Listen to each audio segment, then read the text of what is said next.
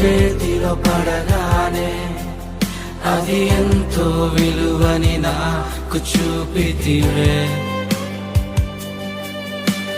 జీవమే లేని నాలోని జీవమును నింపుటకు నీ జీవితాన్నే తారబోసితివే.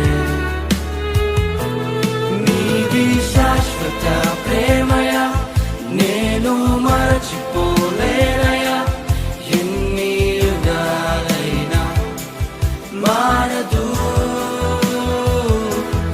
ఎండిన ప్రతి మోడును మరలా చిగురించును నా దేవుడు.